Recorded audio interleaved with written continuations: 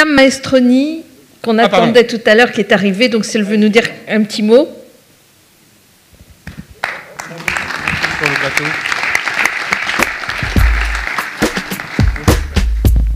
Bonsoir. Alors, merci Corinne pour cette invitation, parce qu'il y a au moins 3 combats que nous partageons, et c'est ce dont je voudrais témoigner ce soir, même si je suis venue très très vite et je devrais repartir assez vite.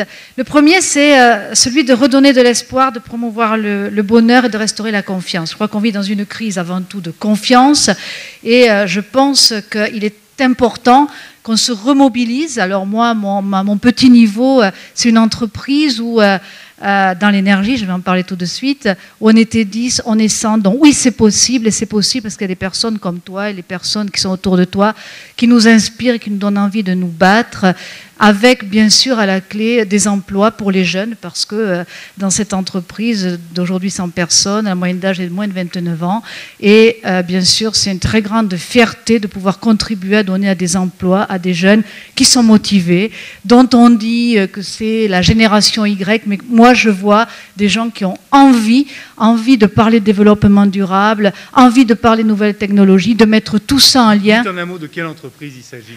Une entreprise qui s'appelle Économie d'énergie, donc avec nom pareil, vous aurez compris de quoi on s'occupait.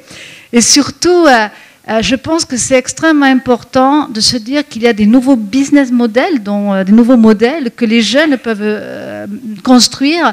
Et j'ai, à ce petit niveau-là, espoir dans le fait de voir plusieurs PME, petites entreprises apparaître et grandir. Et je crois que ça, c'est un combat important aujourd'hui. Et c'est certainement une des choses qui vous tient à cœur et qui est importante.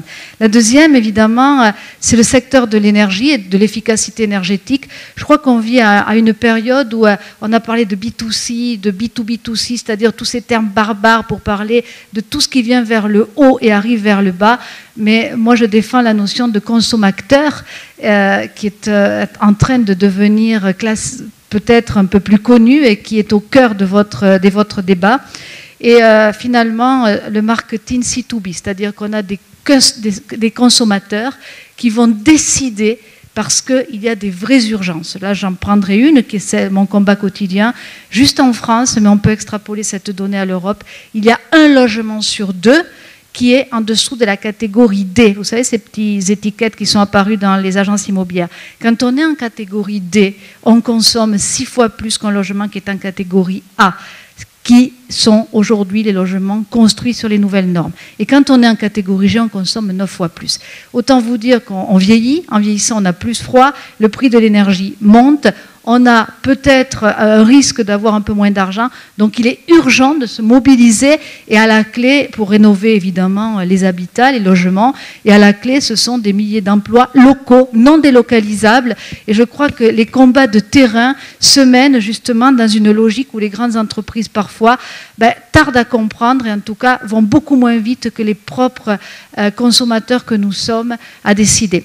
Donc ce combat de l'Europe citoyenne, c'est celui des entreprises et celui des consommateurs avec cette mise en synergie de besoins que l'on a et qui sont moteurs de croissance. Et enfin, un dernier mot pour moi, en aucun cas il y a une dualité entre le fait de préserver la planète et de s'occuper de la planète, de nos lendemains et notre économie. Et je crois que pour ça, il faut avoir des gens qui veillent au grain.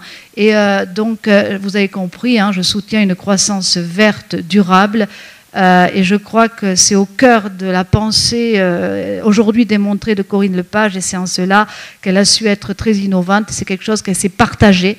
Et je crois qu'on a plus besoin que jamais de leaders qui savent réconcilier les dilemmes, et ça n'est un, comment on continue à croître sans compromettre l'avenir des générations.